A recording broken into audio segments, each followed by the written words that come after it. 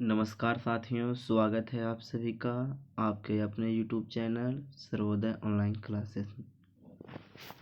जैसा कि आप सभी को पता है कि 7 मई से आपका टर्म 1 का एग्ज़ाम होने वाला है, तो उसी एग्ज़ाम को देखते हुए आज हम आपके इकोनॉमिक्स के मॉडल सेट को फिर से लेकर के आ गए हैं।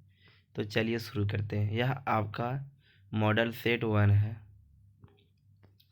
इसमें मेरा पहला क्वेश्चन है, जीवन के सामान्य कारोबार वाक्यांश से क्या तात्पर्य है। तो जीवन के सामान्य कारोबार से तात्पर्य मनुष्य का आर्थिक कार्य है, और यह बात आपका मार्शल महोदय ने बताई थी। यानी ऑप्शन नंबर सी आपका सही आंसर है। मेरा आगे सवाल है कि निम्न में से किसके अध्ययन का संबंध अर्थशास्त्र से नहीं है। तो यहाँ पर आपका जो है उत्पादन, उपभोग, वितरण तीनों का संबंध अर्थशास्त्र से है, और सरकार का गठन इसका संबंध पॉलिटिकल साइंस से है, अर्थात इसका संबंध अर्थशास्त्र से नहीं है। ऑप्शन नंबर डी आपका सही आंसर है। सवाल आगे है, सांख्यिकी का पिता या इसका जनक किसे कहा जाता है। तो गॉटफ्राइड आकेनवाल को। यानी ऑप्शन नंबर डी आपका सही आंसर है।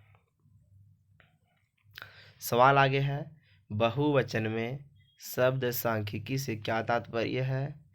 इसका तात्पर्य संख्यात्मक मान, आंकड़ा, सांख्यिकी तथ्य सभी होता है। यानी ऑप्शन नंबर डी आपका सही आंसर है।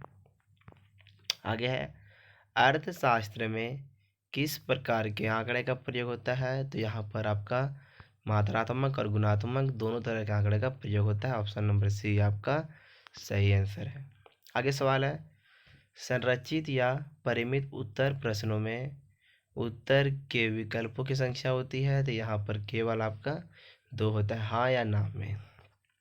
सवाल आगे है, किस प्रकार के आंकड़ों की विश्वसनीयता और सत्यता की जवाबदेही अन्वेषक पर होती है। तो प्राथमिक आंकड़े में, क्योंकि इसका संकलन वह स्वयं करता है। आगे है, आंकड़े संग्रह के लिए सूचनाएं एकत्रित करने वाला व्यक्ति खाली स्थान कहलाता है। तो वह अन्वेषक या प्रेक्षक कहलाता है। ऑप्शन नंबर आपका सी सही आंसर है।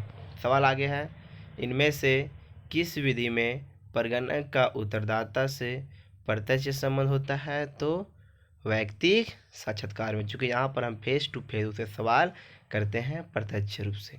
सवाल आगे है, स्वतंत्रता प्राप्ति के बाद भारत में सर्वप्रथम पहली जनगणना कब हुई थी। तो 1951 में। सवाल आगे आता है, भारत की पहली जनगणना कब हुई थी। तो 1872 में। और भारत की पहली औपचारिक जनगणना तो 1881 में, याद रखिएगा। सवाल आगे है, वर्गीकृत आंकड़े को खाली स्थान व्यवस्थित करने की प्रक्रिया है। तो विभिन्न स्तंभों और पंक्तियां दोनों तरह से होगा। ऑप्शन नंबर डी सही आंसर है। आगे है, एक वर्ग का मध्य बिंदु बराबर होता है। तो उच्च सीमा और निम्न सीमा के औसत के बराबर होता है। ऑप्शन नंबर आपका ए सही आंसर है।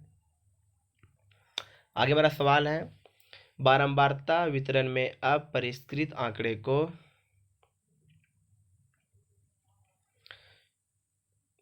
किसमें खाली स्थान चर में वर्गीकृत किया जाता है। तो यहाँ पर जो है सो इसको मात्रात्मक चर में वर्गीकृत करते हैं। ऑप्शन नंबर आपका बी सही आंसर है। सवाल आगे है, निम्नलिखित में से कौन चर संतत चर का उदाहरण है। संतत को बोलते हैं इंग्लिश में कंटिन्यूअस।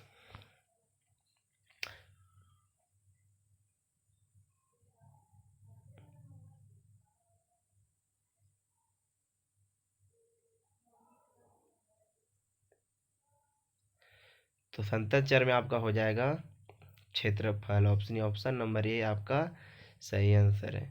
एक आता है आपका विविक्त चर, समझते दोनों का अर्थ, संतत एक होता है, एक आता है आपका विविक्त। विविक्त में क्या होता है, जो पूर्णांक में होता है जिसका मान आधा या पॉइंट में नहीं हो सकता है।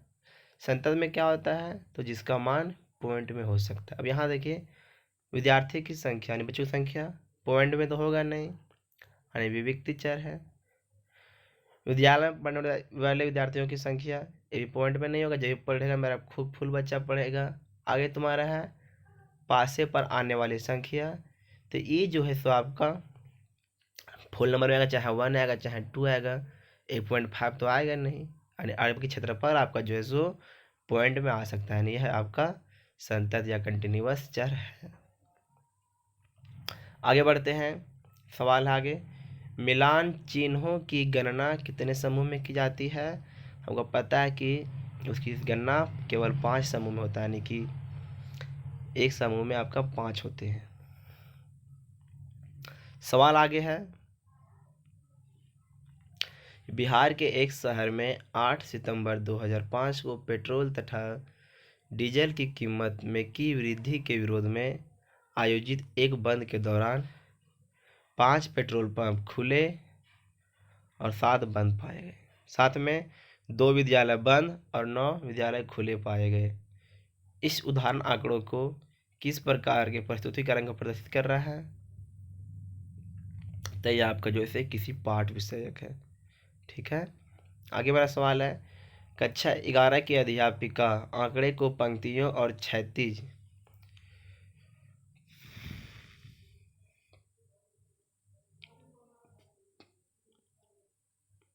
स्तंभों के रूप में कक्षा में दिखाती है, वह आंकड़े को किस प्रकार प्रस्तुत कर रही है? तुमको पता है कि जो सारणी होता है वो क्षैतिज में भी होता है, ऊर्ध्वाधर में भी होता है, यानी यह आपका सारणीकरण हो जाएगा।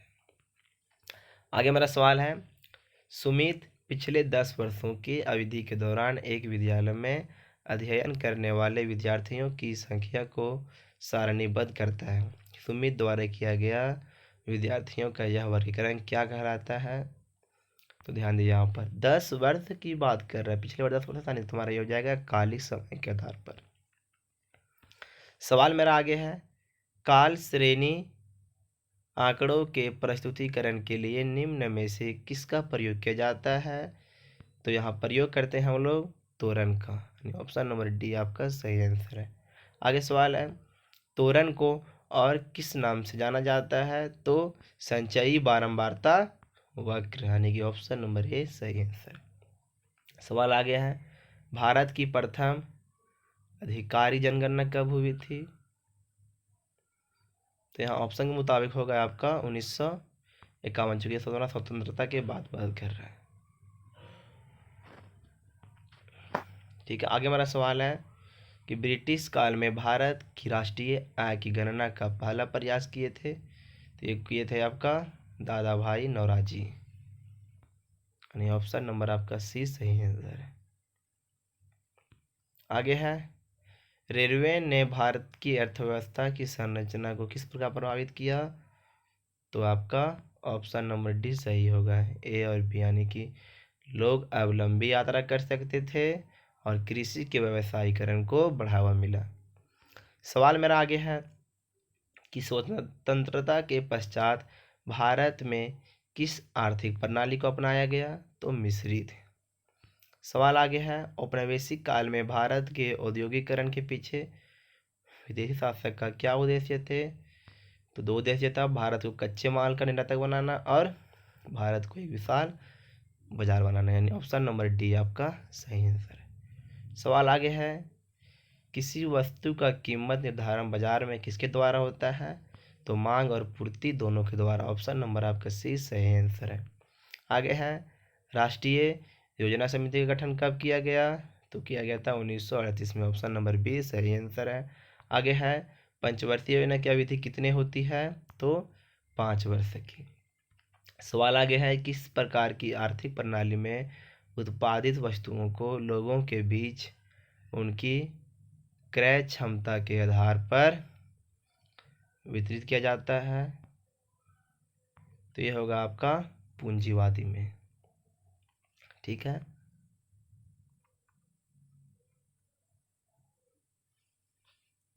आगे है मेरा सवाल कि भारत की प्रथम औद्योगिक नीति की घोषणा कब हुई थी? तो हुआ था आपका 1948 में।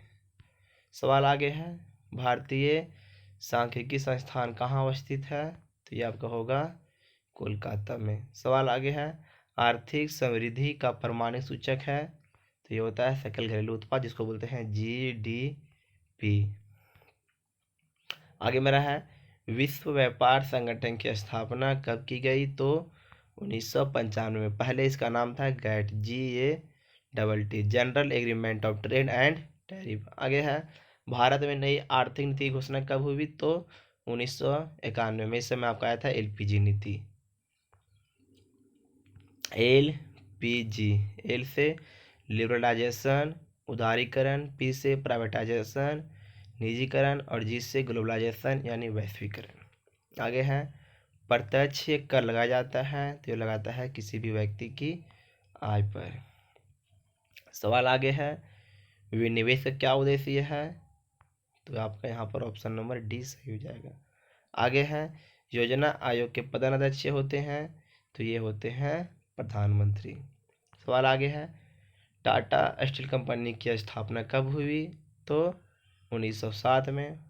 आगे सवाल है, टाटा स्टील कितने देशों में कार्यरत है, तो यहाँ आपका होगा ऑप्शन नंबर ए 26 देशों में। यह आपका जो है सो NCERT के मुताबिक दिया हुआ है।